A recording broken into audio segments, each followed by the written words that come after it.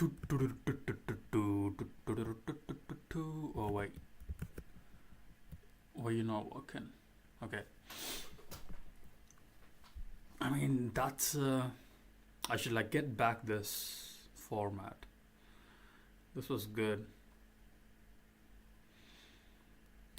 I think I lost that file. This is actually good though. I actually have a thumbnail for a difference. I got one viewer over here. I like the lighting in this one. Kind of like contrasts really well. But it is like flipped though, I think.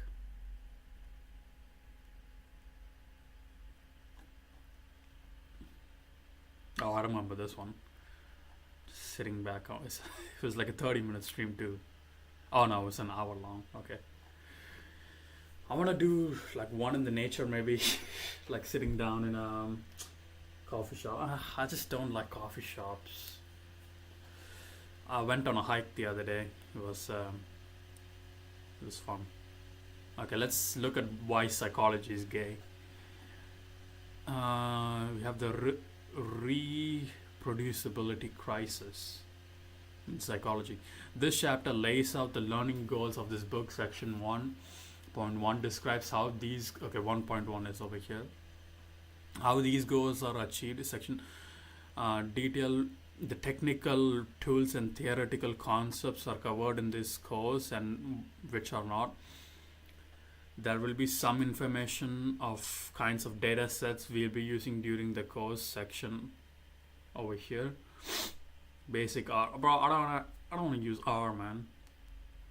Provide some more information how 12-week course can be. Okay. Learning goals. Nigga, what? Did I?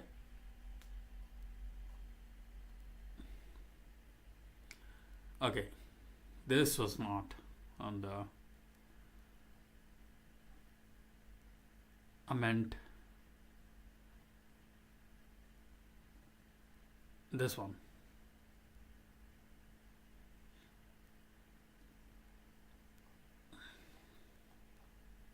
What happens in scientific difficulties is that predominantly fails to replicate previous discoveries. This question frequently arose after groundbreaking psychology facing the replication crisis.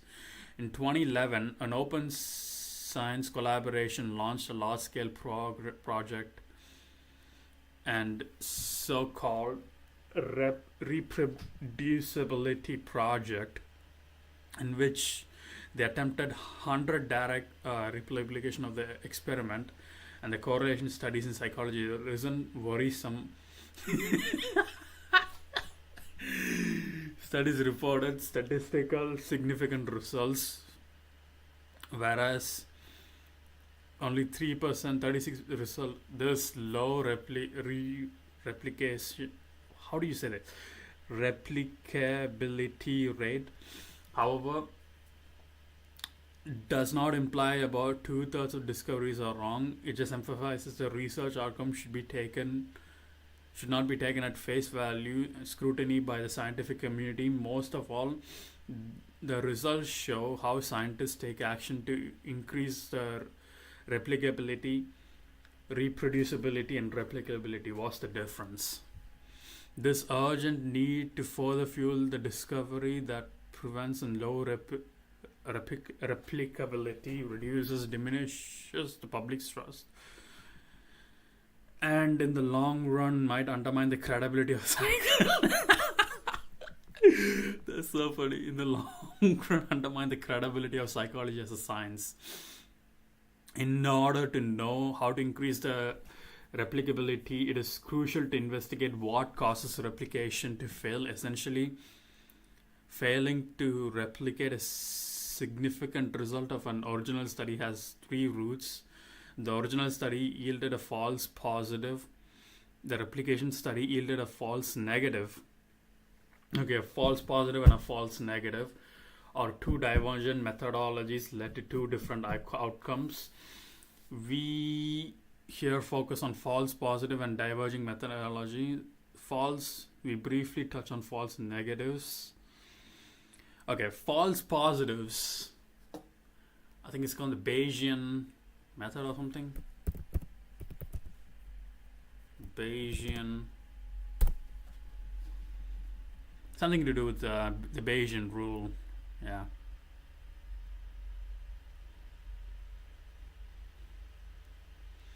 Bayesian theorem. Bayes theorem. It's to do with the false positives and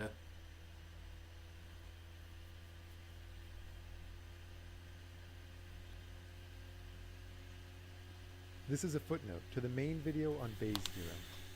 If your goal is simply to understand why it's true from a mathematical standpoint, there's actually a very quick way to see it based on breaking down how the word "and" works in probability. Let's say there are two events, A and B. What's the probability that both of them happen? On the one hand, you could start by thinking of the probability of A, the proportion of all possibilities where A is true, then multiply it by the proportion of those events where B is also true, which is known as the probability of B given A. But it's strange for the formula to look asymmetric in A and B.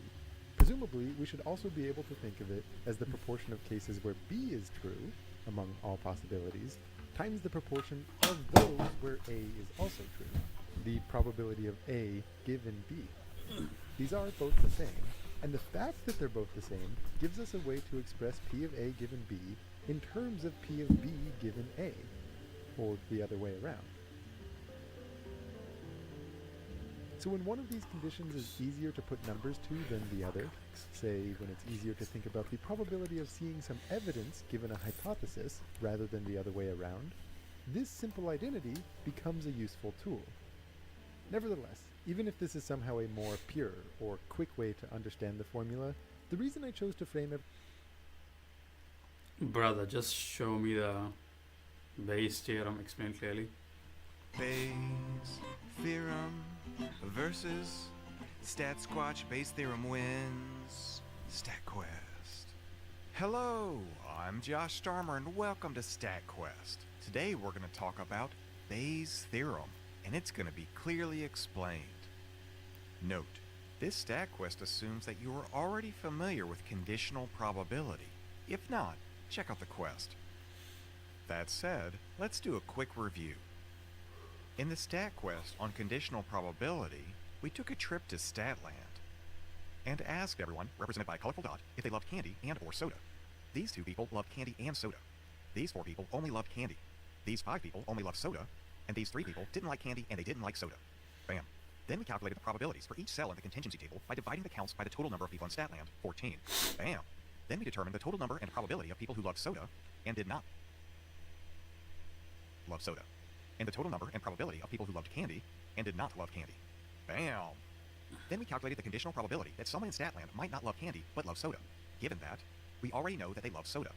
We did this by dividing the... Maybe I shouldn't go 2x speed on some of these. Go normal speed.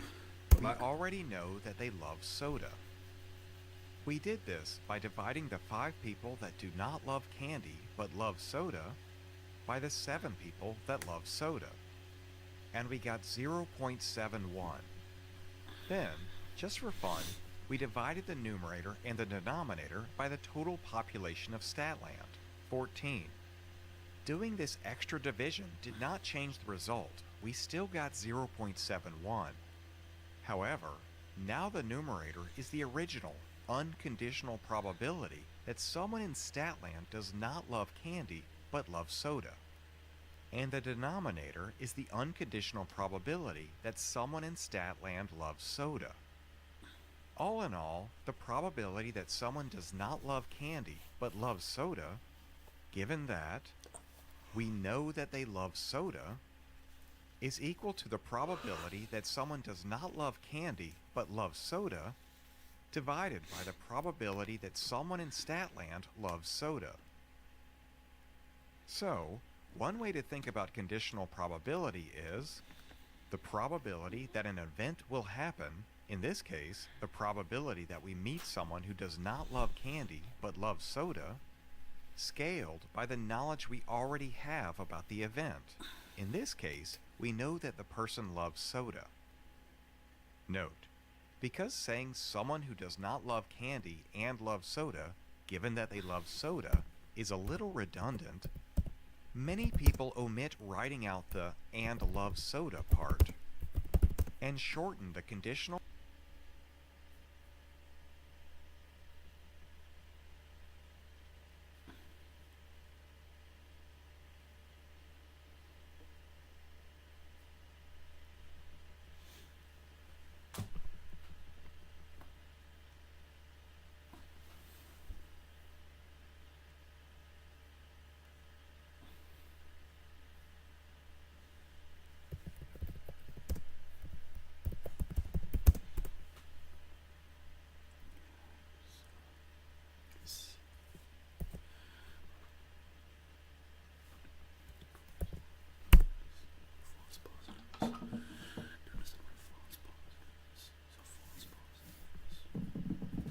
A false positive.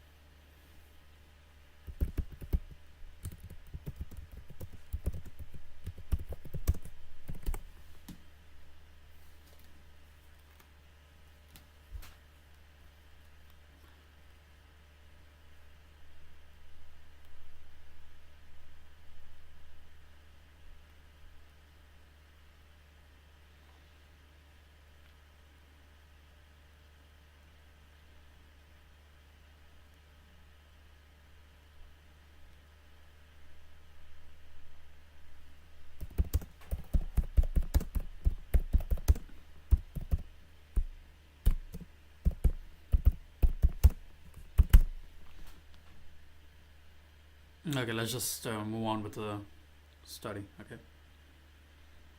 Publication bias. Obviously, publication bias is a thing.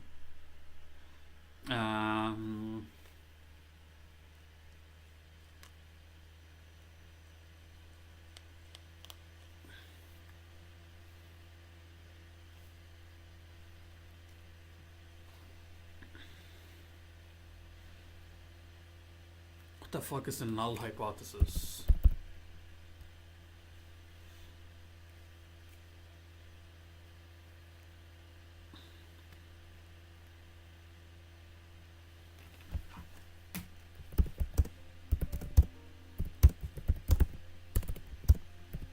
We are going to talk about p-values, an important statistics concept, in 3 minutes. In the 1930s, mathematician Ronald Fisher had a colleague who claimed that she could detect when tea was poured before milk. Intrigued by the claim, he made an experiment on the spot. He made 8 cups of tea. 4 had the milk poured first, the other 4 had the tea poured first. He asked her to identify which was which. Remarkably, she got them all correct. This begs the question, what is the probability she was guessing by random chance? And still got the correct answer. Without deep diving into the permutations and combination math, the answer is 1 in 70, or about 1.4%. Now ask yourself this, is that likely enough to be a coincidence? 1.4% probability? Because that probability is so low, so unlikely, the p-value, we are inclined to think she has a special ability, and she wasn't randomly guessing. More formally, we will call the status quo, where we assume she's randomly guessing, to be our null hypothesis, H0. And that is going to be any p-value greater than or equal to 0.05, if that's going to be our threshold. But if that p-value is less than 0.05, we entertain the alternative hypothesis, H1, that she has a talent. We can therefore reject the null hypothesis that she was guessing. We can then promote the alternative hypothesis. But what about predicting a continuous value, such as a mean that comes from a sample, and we're comparing it to a population? Let's say a cold takes 18 days to recover on average, with 1.5 standard deviations as reflected on this bell curve. This normal distribution has an area of 1.0 under it, and we take fractions of that area to find the probability for given ranges. Let's set a p-value threshold of 0.05, leaving only 0.95 area remaining in the middle. Let's say we test out a new drug on a statistically significant sample size of 31 or more patients. They recovered from the cold in 16 days. Did the drug have any effect? Recall that it takes 18 days on average to recover from a cold. This is going to be our null hypothesis. Our alternative hypothesis is that the mean is no longer 18 because the drug did something, whether it decreased or increased the duration of a cold. This is what we call a two-tailed test. Intuitively, we can say that because the drug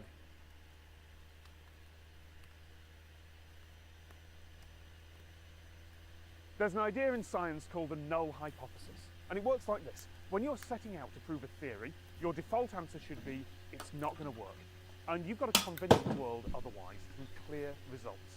So in my last video, while I was trying to talk to a camera up on that zero-G flight, the student researchers all through the rest of the plane, who were physicists, psychologists, chemists, electrical engineers, all of them were trying to disprove their null hypothesis. We want to see that brain-computer interfaces can be used for very extreme situations, such as space, and that zero-G or weightlessness will not really interfere with the signaling, and if it does,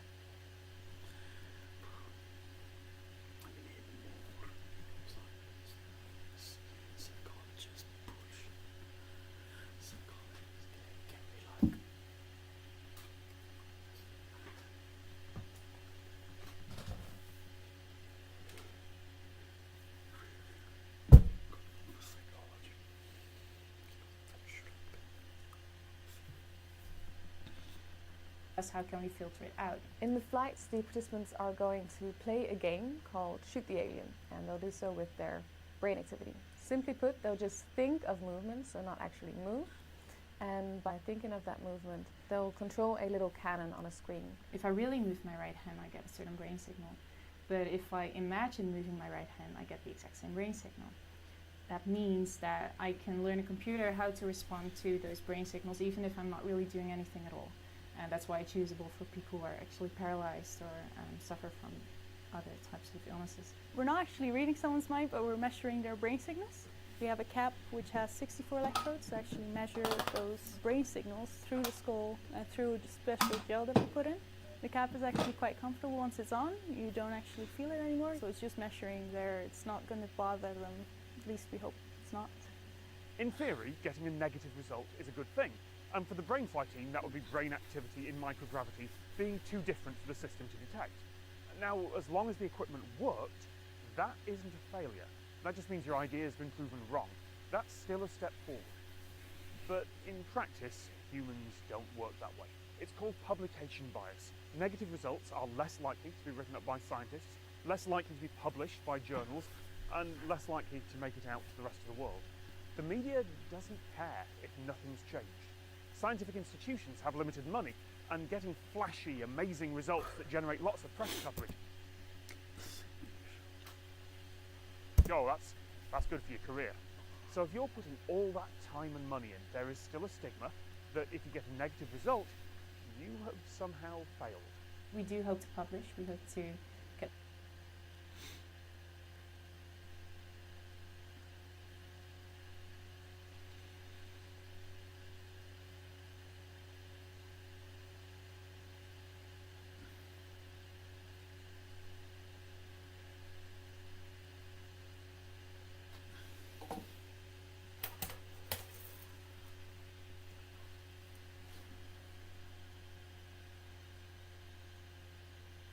lots of, maybe at least 4 papers actually, because we all have different thesis subjects on it. In the best case scenario, everything works perfectly, the BCI is still controllable, the data is not noisy, all 9 participants give perfect data. That's like the dream result.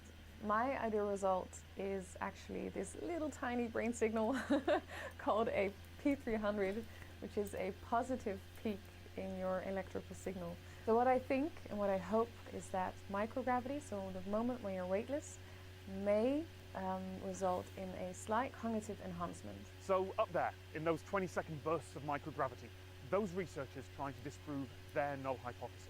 For Brainfly, that is our brain activity comparable in zero-G? Can you still use a brain-computer interface if you're in orbit? In a few decades, could astronauts doing spacewalks use their minds to control equipment? I'm not going to tell you. You can look it up when they all publish their papers, because the achievement is the same, regardless of the results. Science has taken one small step forward, no matter whether they disprove their null hypothesis or not.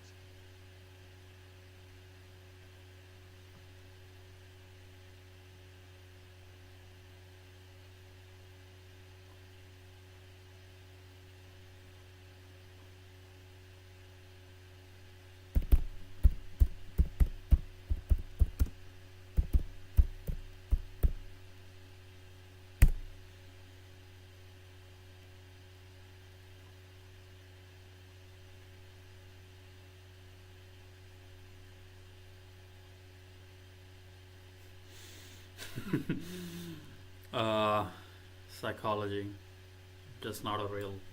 Let's keep going. Weighting evidence in a favor of verifying preconception and beliefs rather than falsifying them is a cognitive bias. Confirmation bias. This is a natural form of reasoning, can be considered a challenge during doing a proper research, as a full amount of information should be taken into account, and not just those consist with prior beliefs. Confirmation bias also manifests in the tendency to see patterns in the data, perceive meaning when there is noise, apoxia, and overstimulating prediction of an event that occurred, typically expressed as "I knew it all along," hindsight bias. Yeah, this is like some male toxicity type research going on. These bias further pave way to skew incentive structures that prevent confirmation over conclusiveness for contradiction. In psychological science, there's a vast prevalence of publication that are significant novel findings in contrast of null reset. Do they understand it? Bless me. Let's null hypothesis.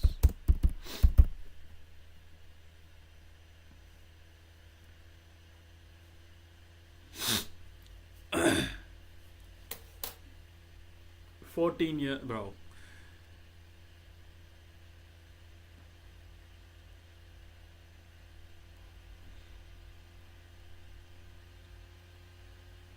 Filter most this month.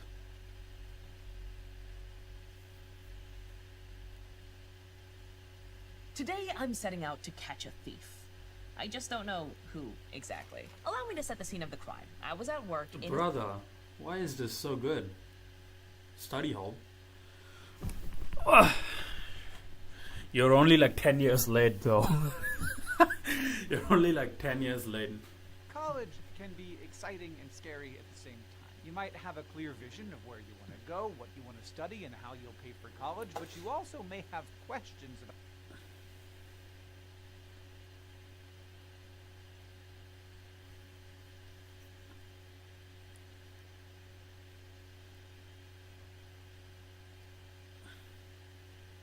innocently YouTubing away when I went to the break room, and there I saw it. An empty space where my personal bag of ketchup chips, clearly labeled with my name, should have been. The most likely culprit is Melissa, the only other person I've seen at work today, and I'm prepared to catch her red-handed. But in the very small, truly minuscule chance that I'm wrong, getting into a fight with a coworker could be dicey if they are actually innocent. Now I'm facing the biggest dilemma of my life. I want justice, so I'm going to need to evaluate all of the evidence, make a decision, and live with the consequences either way. Hi, I'm Sabrina Cruz, and this is Study Hall, the case of the missing chips. Real-world statistics. Statistical investigations assume you're innocent until proven guilty. Unfortunately for me, in my quest to catch this chip thief red-handed, that means I first have to assume that Melissa is not the crook until I have enough evidence to refute that assumption. That starting point is our null hypothesis. It's an assumption that nothing special is happening and that nothing is wrong, different, or has changed. Like we've discussed in other episodes, we use statistical investigations to decide if we should reject the null hypothesis. So we're on the hunt for evidence. I'm talking crumbs, suspiciously red chip dust-covered fingers, the satisfied smile of someone who just ate a delicious snack that should have been mine. We can think of this evidence as analogous to the test statistic. That's the numerical value we calculate based on our sample data, and it's used to mount our evidence against the null hypothesis. Here, that's Melissa being innocent of the chip crime. A few crumbs per cubicle is to be expected, but if there are a lot more than I expect to see on Melissa's desk, and they are clearly ketchup chip colored, that seems extra suspicious. Turning the test statistic into a decision requires us to go through the p-value. Remember, that's the probability of obtaining a result as extreme or more extreme than those we observed, assuming our null hypothesis that Melissa did not steal my chips is true. If the p-value is small, that means that what I observed, the breadcrumbs for instance, is super unlikely if the null hypothesis that Melissa is innocent was true. That suggests that there is strong evidence against the null, which means I might seriously suspect my thieving colleague, one not I could trust. If the p-value is large though, Melissa is looking more and more safe from suspicion. That large p-value means that what I observed wouldn't be that uncommon if the null hypothesis was true, which doesn't give me a lot of evidence to overturn that initial hypothesis. To make a decision, we often have a cutoff p-value in mind. Before we start collecting data, we decide how unlikely something would have to be for us to consider it too unlikely. That cutoff probability is called the significance level, or the alpha level, and we usually use values like 5% or 1%. If the p-value we get from our test is less than our alpha level, we reject the null hypothesis. If our p-value is greater than our alpha level, we fail to reject the null hypothesis. We do not prove the null hypothesis, we just fail to reject it. Making a decision and accusing your cubicle neighbor of Grand Theft Snack can feel great, but almost immediately we need to consider the consequences. Yeah, we don't prove. How do you like prove? That's stupid. The null hypothesis is just like, let's just assume Epstein killed himself. How are you gonna prove that? You cannot prove that, right? You're just gonna reject that because Epstein didn't kill himself. Consequences of making the wrong one. Because here's the thing, stats can go wrong. Like, what if we decide that my coworker Melissa is guilty of the ketchup chip caper, meaning that we rejected the null hypothesis, but she wasn't actually the culprit? Rejecting the null hypothesis when it is actually true is called a type 1 error, or a false positive. The consequences of this kind of Rejecting the null hypothesis when it's actually true. So the assumption is Epstein killed himself, right? And we're rejecting the null hypothesis, meaning Epstein killed himself, when it's actually true. That will be a false positive. How is that a false positive? error can vary a lot. In this case, if I accuse Melissa when she really didn't do it, that could strain our working relationship. In a more formal justice system situation, that would mean that an innocent person is convicted. For another real-life high-stakes example, it could mean that researchers conclude that a new drug is effective, when in reality, it doesn't actually help solve a problem. Take the oral use of phenylephrine, a popular decongestant common in Sudafed and other over-the-counter cough and cold products. In 2023, an expert panel concluded that the current recommended dose of phenylephrine doesn't actually work to relieve congestion. The drug developers made a type 1 error. They rejected the null hypothesis, so they said that phenylephrine was effective, when really, it wasn't. Yes, it's same with all of these like supplements. They think they do it, but it's all a false positive. They don't actually like they don't actually like substantially improve anything, right? In the long term, even like sleep is like the number Good one. news. There are other ways things can go terribly wrong. We could also make the opposite mistake, like failing to recognize the effectiveness of a life-saving treatment because researchers felt the study didn't provide That's the same thing with every supplement. Is that all of these people are sleep deprived. All of these, again, I'm not saying these, but something to consider is all of these supplement.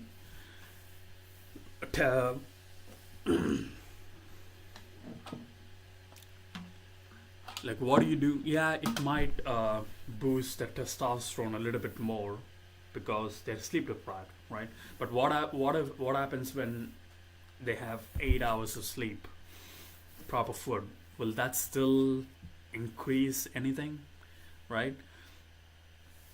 Again, we are assuming, let's say a guy gets 6 hours sleep every day. He lives a stressful life, eats like shit, and he takes testosterone or whatever the supplement, and we can like statistically prove, we can like, okay, look. But what happens when he lives a healthy life, stress-free, healthy life, eats really good?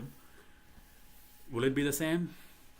And these are the noise, right? The outliers that usually like people ignore or will be considered a false positive, a false negative, right? enough evidence. Or in my case, people I like ignore it. Hypothesis that my coworker Melissa is innocent, but she actually did eat my chips. Failing to reject the null hypothesis when it is actually false is called a type 2 error, or a false negative. In our scenario, the consequence of this kind of error would mean that the true ketchup chip consumer would get away with the crime. And in higher stakes situations, false negatives can suck too. Think about a COVID test right before you see your grandma. Now, unlike ketchup chips, all of these consequences are pretty unappealing, which is why it's nice to know how likely these errors are so we can get them under. Is COVID a false positive? So we are asserting a thing where COVID it is control. We actually do know what the probability of making a type 1 error is and have some control over it. It's the alpha level. So if we choose alpha as 0.05, we have a 5% chance of rejecting the null hypothesis when it is actually true, which, as a reminder, is a world where Melissa did not steal my chips. If we really don't want to make this kind of error, we can just choose to make our alpha level much smaller. That's like raising our standards, requiring even stronger evidence before overturning the null hypothesis and making it less likely that we wrongly convict someone. And actually, we see this done in practice often. Like in the justice system, someone must be proven guilty beyond a reasonable doubt before we feel comfortable rejecting the null hypothesis that they are innocent. However, there's no free lunch, except for whoever took my ketchup chips. Decreasing the probability of a type 1 error increases the probability of a type 2 error, which is often denoted as beta. The type 2 error depends on a lot more than just the probability of a type 1 error decreasing, so there's no one-size-fits-all formula for computing it. Each scenario is different and specific elements matter for a type 2 error. Now, a lot can go wrong in statistical tests, but a lot can also go right. Power represents the probability of correctly rejecting the null hypothesis if a specific alternative hypothesis is true. And that's a good thing. It means we're capturing a real difference and getting closer to understanding the truth. So if my search for who stole my ketchup chips resulted in me accusing Melissa and she actually is the chip stealer, that would be an event that counts toward the power. We want this kind of scenario to be very likely. Sorry, Melissa. Now we want power to be high because we want to do the right thing. But power is also related to our probability of making a type 2 error, beta. Power is equal to 1 minus beta. So if power goes up, beta goes down, which means there's less chance of getting a false negative. The power of a study is related to the sample size, which is an element of the scenario that we have control over, at least in theory. Having access to more data can help increase the power of a study and decrease the probability of a type 2 error. The more information we have in a sample, the more precise our estimates are, and that helps us feel more secure in our decisions. But we can't always increase the sample size. As much as I would love to spend the whole day snooping around the office for evidence to see who owes me a bag of ketchup chips, I have a video to make. And that's the same in lots of scenarios. Data collection is expensive and time-consuming, so we need to balance our desire to get things right while also being realistic about what we can and can't do. We can't eliminate all errors completely, so we're tasked with balancing type 1 and type 2 errors. And depending on the context, we might prefer being wrong in one direction more than the other. Like, after much soul searching, I decided I'd rather someone get away with it than accuse someone who didn't. I favored a type 2 error over a type 1 error. There's always another bag of ketchup chips, but it's harder to mend a broken ketchup-splattered relationship. Still, what if we're searching for a drug that improves on the current medication for acid reflux? So, for example... Yeah, one is the liberal way of dealing with things. Another is an alpha male way of dealing things, which is strong conviction moving forward. I'm joking. Keep consuming as many Let's keep as we going. want, or even life-changing, a drug that cures cancer. We might prefer concluding that a potentially life-saving drug is effective when in reality it has no effect, rather than pass on a treatment that actually does have a helpful effect. Most people would probably agree that taking a pill that does nothing is better than missing out. Okay, false positive is kind of better than a true negative. A chance to cure cancer. False In other words, negative. I'll sacrifice an increased probability of a type 1 error for a decrease in the probability of a type 2 error. Even that decision isn't so black and white though, because a drug that doesn't end up doing anything could also cause other issues or be very expensive. I might prefer to save that money for snacks, acid reflux be damned. Basically, it's complicated. It comes down to a judgment call, and that's why we need to think carefully about the problem at hand, consider all of the consequences of possible decisions, and weigh the evidence carefully. Still, knowing more about errors and the way stats can go awry is also really helpful. We constantly see announcements and big discoveries and groundbreaking research, but knowing more about errors in statistics can help us be more critical when we hear about these studies and breakthroughs. Like if we see a headline that overturns conventional wisdom, like exercise fails to decrease blood sugar levels for people with diabetes, but in the fine print that conclusion was only made with 4 data points, we might be worried that we're in a type 2 error territory. Let's be real, no one likes making mistakes, and that is especially true when we are answering important questions. Knowing what kinds of mistakes that we can make, how likely they are, and what steps we can take to minimize the chances of us being wrong can help us weigh the consequences and make a final decision. There's always a trade-off between rejecting our initial hypothesis when we shouldn't and failing to reject when we actually should. We can't completely eliminate both types of mistakes. Bro, so this is like brain damage. This is actual brain I decided that damage. it's better to let things go than make a mistake that has bigger consequences. I like my coworkers. I don't want to lose any friends over this. So I'll just eat my other bag of ketchup chips. I have plenty. If you're enjoying this series and are interested in taking full study hall real world statistics course and earning college credit from ASU, check out Go Study Hall. Probability is fake.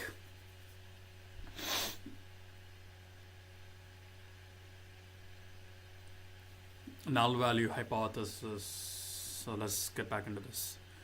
So finding contracts null results, Sterling replication studies. The substantial replication bias towards a positive and novel results may initially seem plausible.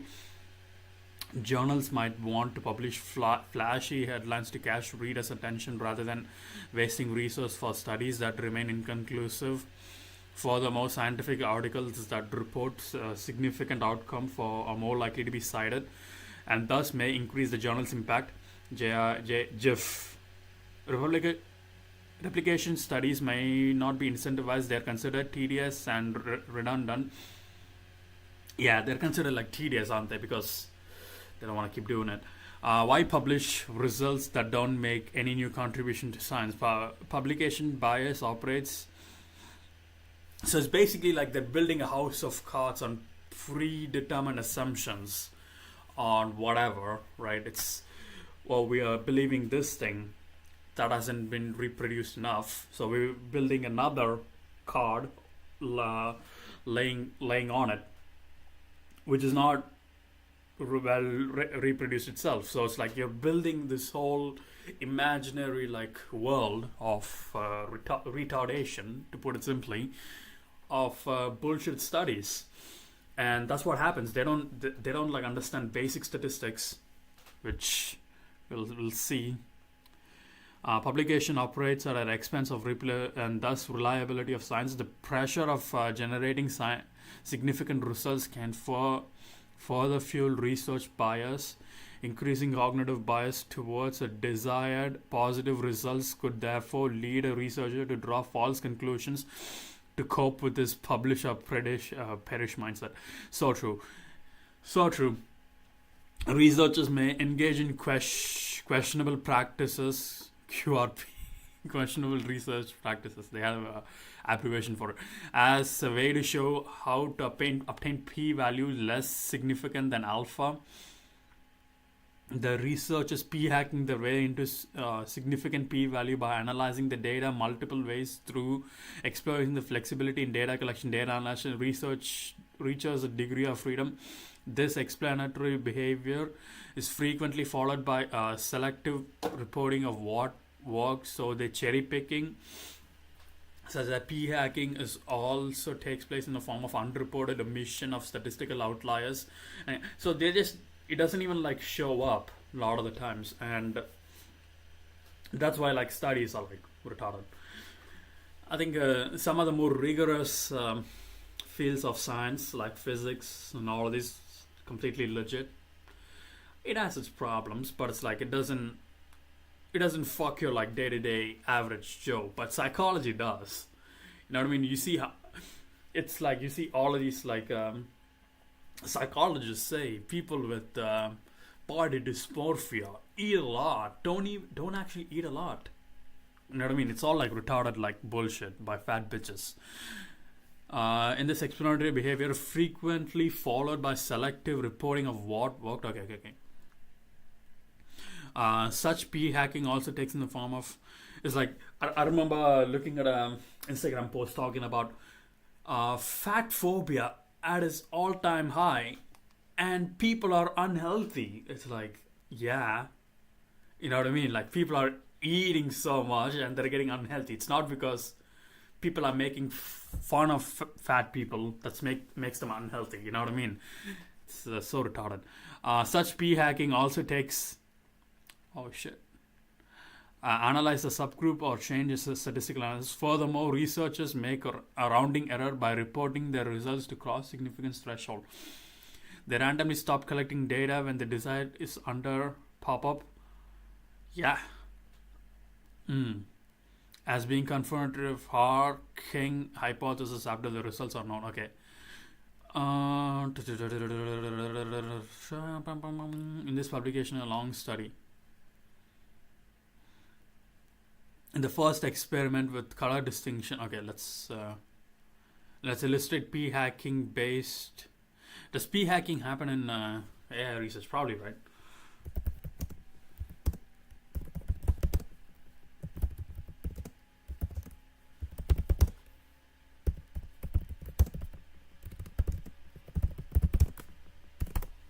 Probably.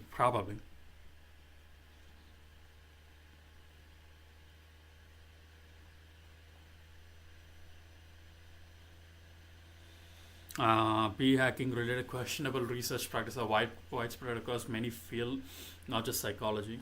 In hard sciences,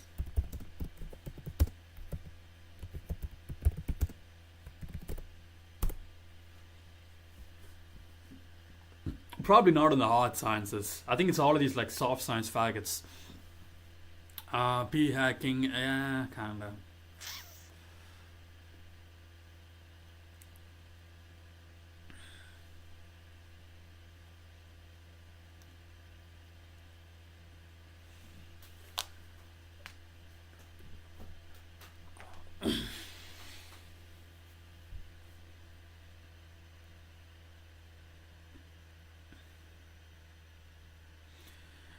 A p-value rather than a non-conventional threshold doesn't allow them to reject the null hypothesis of no effect. Well, it must. Okay.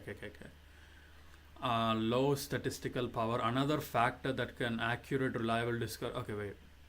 Let's actually look into this. This video was sponsored in part by Brilliant. 2011, Cornell University. Renowned psychologist Daryl Bem had completed a decade-long pet project, perhaps to preserve secrecy or perhaps because of its outlandish nature. It's so true. Ben pursued no formal funding for this research. His reputation was on the line, and so he made sure his study methods were up to snuff. He didn't want anyone to doubt him. So he replicated his study 9 times. He used the most conventional analyses, double and triple checked his work to make sure there was no mistake, wrote up the results, and sent them off to one of psychology's most discerning peer-reviewed publications, the Journal of Personality and Social Psychology. He might as well have sent a bomb. Because what Daryl Bem found in his 10-year study is evidence that ESP, the ability to sense the future, exists. As he predicted, the paper was accepted and soon published, though it didn't have the effect that Venn had anticipated. But did you really show anything? There are many ways to tell this story, but they all end the same way, with a rumbling. A rumbling that perhaps there's a fatal flaw in science. Perhaps the psychological studies that we've accepted as fact for decades, the research that has laid the foundation for... This is what like Carl Jung used to say too. Carl Jung was big into like all of this astrology, predicting the future and whatnot. Carl Jung and Nietzsche basically saw the respective world wars. Nietzsche saw the World War I happening. Carl Jung saw the World War II happening, and both of them died before that. So. Everything we know about the mind is wrong. This is the story of psychology in crisis.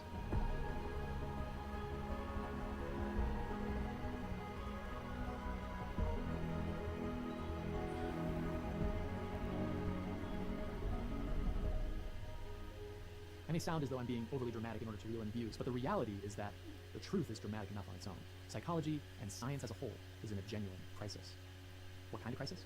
Well, imagine with me for a moment that you're driving down the road and you catch a glimpse of what looks like Michael Myers standing at the corner.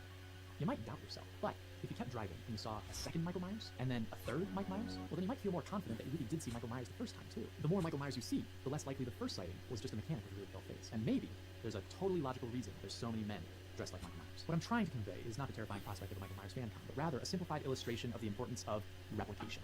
All of science relies on evidence, and if researchers make claims based on evidence that's obtained using a scientific method, well then you should be able to repeat their work and get more or less the same results. And if you... Yeah, I think if psychology just had like more replication, it would just dissolve into neuroscience. And that's how you know that there's some semblance of truth to the findings. So if a study says that 90% of students perform better on standardized tests after they see Michael Myers dancing, then I should be able to do that same study over again and get a similar outcome, right? Yeah, well, that's where psychology's gone wrong. Over 4 years, 270 scientists from the Reproducibility Project Psychology took on a huge task: rerun 100 studies that had been published in 3 important psychology journals. They tried to be as true to the original studies as possible, even calling and consulting with the original authors to ask questions about how they conducted parts of their research. And by 2015, they had replicated all 100.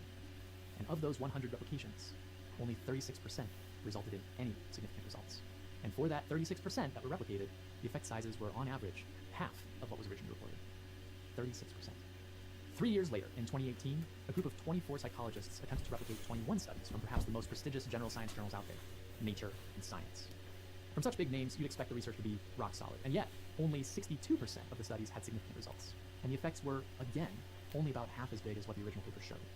So this whole replication thing doesn't seem to be panning out. As you can imagine, these revelations made huge waves in psychology, and the field found itself facing essentially an existential crisis. And like any existential crisis, different people responded to it in different ways. Some denied that anything was wrong and tried to repress the bad feelings. Some viewed it as an inflection point and tried to radically change things. Some bought a Corvette and started dating women 20 years younger, and some questioned whether psychology holds any truth and meaning at all. I think that last one is perhaps the most worrisome and insidious, because if we're honest, whenever anyone talks about the replication crisis in psychology, they aren't just talking about the fact that studies don't replicate. Rather, it leads many to wonder what research, if any, they can believe. So really, more than a replication crisis, psychology has a crisis of confidence, and it's not some historical blip from a bygone era. It's happening right now. So, how much can you actually trust psychology? Modern psychology has long striven to become more scientific. It's a relatively young field, and the mind and behavior are really hard to quantify. And so, starting out, psychological observations seemed squishy, especially when compared to the so-called hard sciences that seem to produce more tangible results. So it's no surprise that by the 1950s, tools like the IQ test and the Skinner box were idolized and imitated for their apparent ability to reliably conduct experiments as many times as you like, with as many different subjects as you like. Reproducibility was built in, it was relatively easy and encouraged, and so, therefore, it gave faith in the results because you could do it yourself the exact same way. Simultaneously, as an extension of that, psychology started using math. Math was a game changer because it unlocked the ability to use something concrete to analyze psychological findings. So now, you didn't have to trust a person. Instead, you could trust the math. Researchers could collect their data, run it through a statistical equation, and determine just how powerful or effective the results were. And the one number that rose above the rest and became the most important number in all of psychology, no, all of science, is the p-value. Now, p-value might sound like what my investment portfolio is doing in this economy right now, but p-value sure sounds like a line of budget incontinence products, but actually p-value might sound like, yeah, I thought I said, but let's move on, it wasn't significant. The p-value is the number that has been used to suggest whether a study's findings are statistically significant or not. With that mathematical stamp of approval, researchers could claim that the results were compelling, robust, and real. And so now, with tighter experimental conditions, increased precision, and mathematical rigor, psychology had leveled up to an empirical science. This all sounds like a good thing. I mean, it makes sense to use statistics to quantify and understand data. But for decades now, this statistical approach has led to some unintended consequences that have contributed to the crisis that we see today. It's like a slow leak in the roof. It might not be noticeable at first, but with time, it can cause a lot of damage. So 2011 was when everyone woke up to the roof caving in.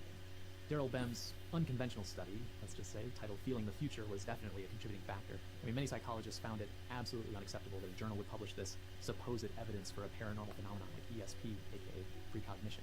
It was an embarrassment for the field, but it did meet the publication standards of that time, so this led many to examine the research methods that made this possible. That same year, in one of the biggest cases of scientific fraud, a prominent social psychologist named Diederik Stapel admitted to falsifying data in dozens of influential studies that were published in top scientific journals. And to cap it all off, in 2011, a few clever researchers published a paper titled False Positive Psychology, where, using common practices in psychological research, they obtained significant results for an impossible phenomenon, in which participants in their study became a year and a half younger after listening to When I'm 64 by the Beatles. Will you still need me? Will you still feed me when I'm 64? It's an absurd finding, but that was the point. They pulled back the curtain and showed exactly how they arrived at the result by intentionally abusing certain methodologies that they argued could, knowingly or unknowingly, create positive evidence for a false theory. This confluence of factors, as well as the large-scale replication studies that I mentioned before, made a lot of people ask, what the hell is going on? How did this happen? Well, it's complicated, but let me start by asking you a question. If you ran a prestigious journal and you got hundreds of scientists submitting hundreds of studies every month, but you could only publish a small percentage of them, which ones would you choose to print? Well, if we're being honest, probably the most exciting and impressive results. But therein lies a problem, because if you only accept papers with world-changing results, then that means that you're denying studies. Yeah, the issue with the soft sciences in general, it's lenient on getting things wrong, because it doesn't actually kill people like in the hard sciences, right?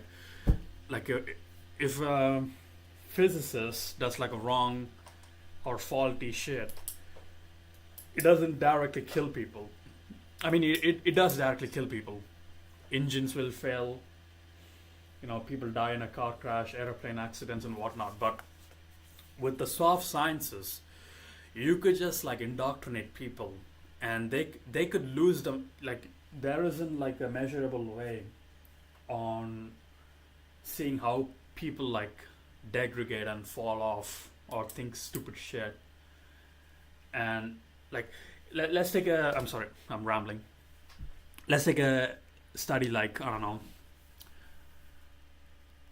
something that like some study that'll make you question your own potential as a human being. I'm sure there's a lot of them. You can go find it. But when you come across some of these studies that talk about why you could never win, why winning is like for the small minority, and why aspiring to winning and aspiring to be the best is actually a strain on your mental health, or some bullshit, you know what I mean? They come up with this, all these studies, making you mediocre, consciously or subconsciously. They could just write it down. You could just get indoctrinated into believing that, and the consequences isn't immediate. The consequences isn't you losing your head off in a car crash, or you losing your leg in an elevator, right? Elevator shaft. It's much more like slower and much more like cerebral. The attack is the damage is much more cerebral. That's why all these soft sciences people don't really think what they're doing is bad, but in fact it's actually bad. You know what I mean? Like they don't see the mediocrity they are creating by making all these bullshit studies about fake shit, right? But in the other hand, let's take a hard science like neuroscience, right? One, it has practical applications.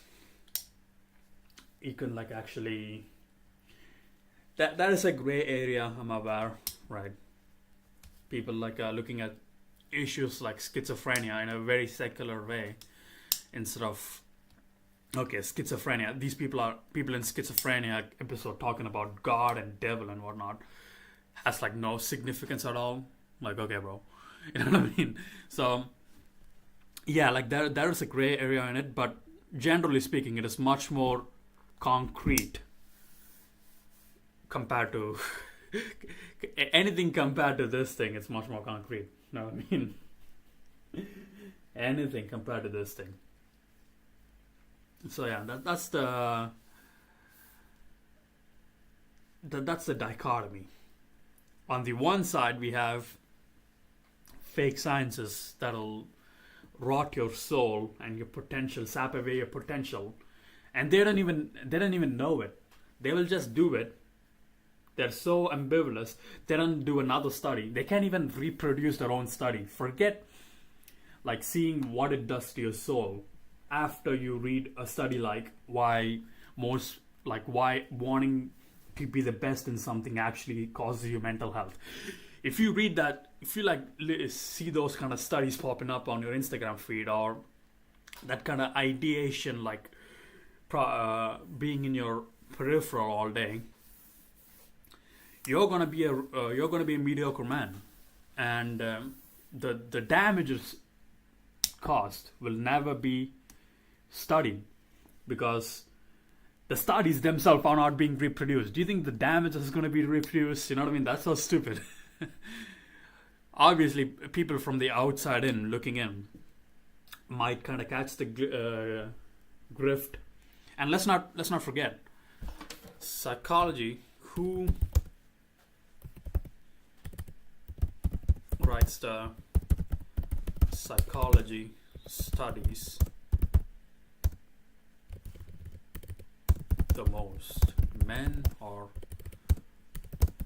women? Bro, this is gonna red pill some of you motherfuckers. This is gonna red pill people. Yes, slightly more, meaning all of these like beta male faggots are writing like 60%. We got like, is there sexism? I'm pretty sure.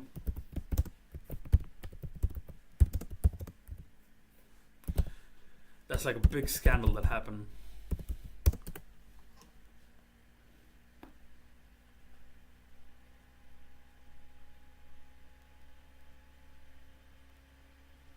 Yeah, bro. 60% of developmental psychology, right? It's like it's a parody. Political science, women underrepresent, obviously. Men are more politically inclined, which is fine.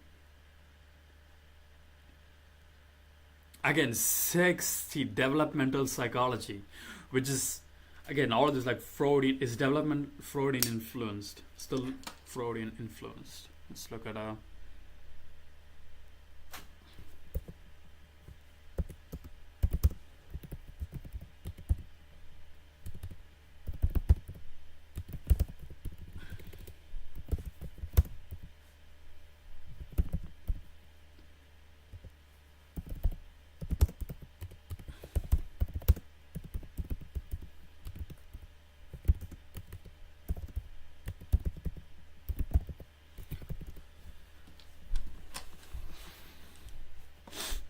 I'm pretty sure it is. I mean, a lot of his theory is not Freudian influence now.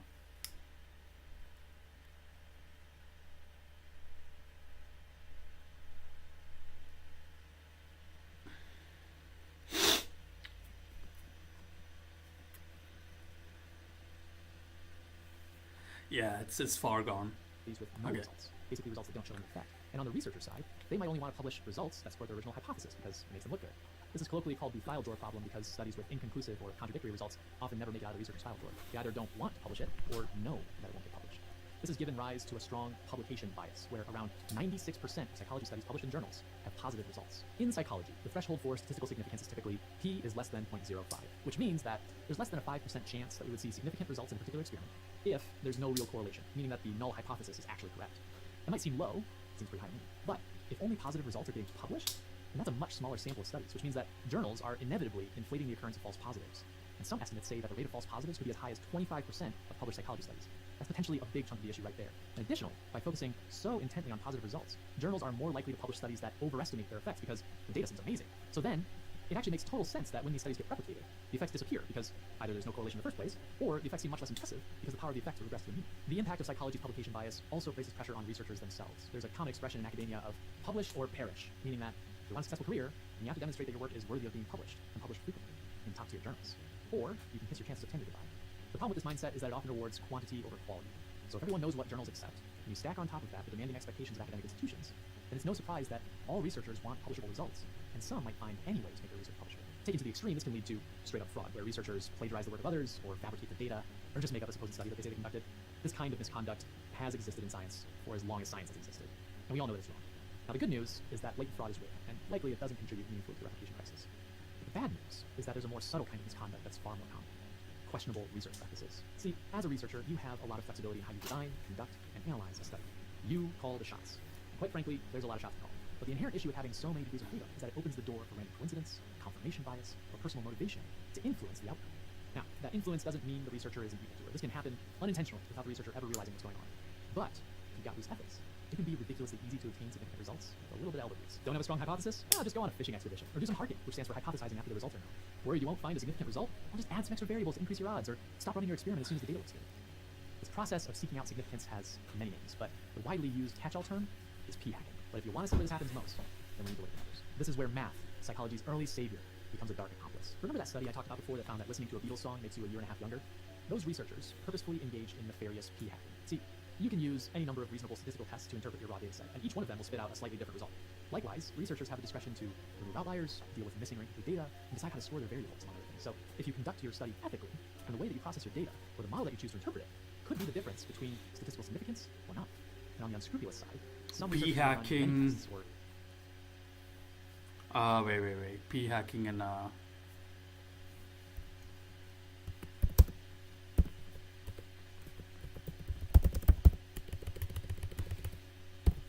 mean, this is all like p-hacking and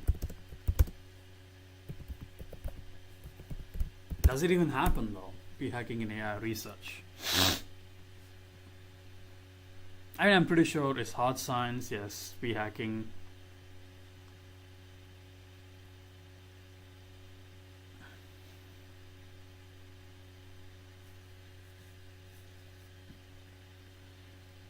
Benchmark hacking, p-hacking means is p-value used? I mean, is null hypothesis? Probably not.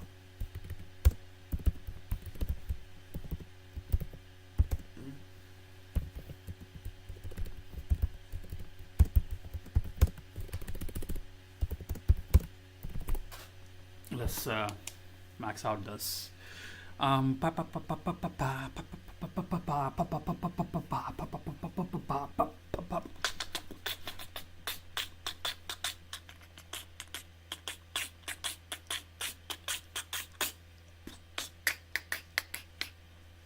Okay, come on. It's not gonna work. cherry pick their data or dredge the data until they find something significant. One of my college professors literally taught me how to p-hack. It was in 2011, which is very coincidental now that I think about it, and I was taking a research methods and statistics class, and as part of it I had to go through the entire process of designing and running an IRB-approved study. And at the end, when I conducted my analysis, my study showed no significant results. There was simply no correlation. But rather than my professor saying, great, write up your paper using these findings, she helped me manipulate the data and run new statistical tests until I found a significant result. Oh yeah, don't think I forgot about Dr. Yu. You didn't write me a letter of recommendation, and in retrospect, I think that was good. Anyway, it's worth mentioning that although p-hacking sounds like an intentional or evil act, like someone hacking into a computer, that's not really all that accurate. Instead, it's fair to say that many questionable research practices are the result of carelessness, and many were common in psychology and were tolerated for a long time by the field because they were hard to distinguish from legitimate practices. That was definitely the case for my professor. I'm not saying that's good, I'm just saying that's how it is. But I think that transitions nicely into another element that has contributed to the replication crisis, which is a lack of transparency and rigor in study designs. My study was crappy. It was just bad. The design, horrible. If I could go back, redo it, I just wanted to get the grade, but I'd probably do it a little bit better. I mean, think about what I was just talking about. If a researcher conducts a study and gets significant results, but they don't give a detailed description of their methods or how they process their data, then it's far less likely that someone else will be able to replicate the results. Additionally, studies that use small sample sizes or that don't have clear hypotheses might have significant results, but fall apart as soon as you test larger groups or scrutinize the claims. And a p-value below 0.05 means absolutely nothing if your study design is bad and can't be verified. At this point in the video, there's almost certainly someone saying, it's not just psychology. And you're right, pretty much every field in science has been touched by the replication crisis, from medicine to economics to neuroscience. They all face similar issues, and it's unfortunate because this crisis has undermined people's confidence in science. When's the last time that you had a friend say something like, scientists can't even make up their mind, and one day they say that wine and chocolate are good for you, and the next day they say they're bad. And now, expand that out into other more controversial topics, like vaccines or climate change, where people are looking for any excuse to disbelieve the research. You can see the damage. However, I'm really clear that I think it's a good thing that we're coming to terms with the poor replicability of our research. For too long, we've put too much faith in the numbers, and I think that misunderstood concepts of p-values and statistical significance have discouraged replication. So the goal going forward is not to expect 100% correct research, because that's pretty much impossible. Instead, the goal should be a more accurate representation of findings, and more replication, because just like one study doesn't prove or disprove whether something is true or not, one reproduction of a study doesn't prove or disprove whether something is true or not. It simply gives more information. So, what can be done? What's being done? Luckily, the last decade has brought many changes, but there's still farther to go. For example, there's an encouraging movement in psychology towards open science, which is a broad term that describes ways to make research more reproducible, accessible, transparent, and rigorous. Some researchers have, for example, made their research data publicly available so that others could potentially run their own analyses. I think that this is a good idea. I do see some potential drawbacks if you expand this and require this or expect this from researchers. For one, it puts a burden on the researcher to keep their data well organized and consistently accessible, which maybe isn't asking too much. But two, not everyone has the statistical know-how to properly analyze the data. So I think a better solution would be for journals to require researchers to submit their raw data along with their manuscripts for publication. And that way, the journal can perform its own analysis or give to someone else with proper expertise. Another wonderful change that has gained momentum recently is pre-registration and registered reports. Pre-registration involves outlining your research plan and registering it with the public that I was talking before. Of course, the flip side of that is then you likely increase the rate of false negatives where something is true, but for American college students, I'm thinking that the outcome applies to everyone. But from my perspective, what needs to change most is also the hardest to change, which is the incentive structures in research. I really think that it is imperative that journals diminish the importance of positive results. I mean, I get it, it's exciting, but it's also created a harmful expectation that science has to always be... Okay. I learned something.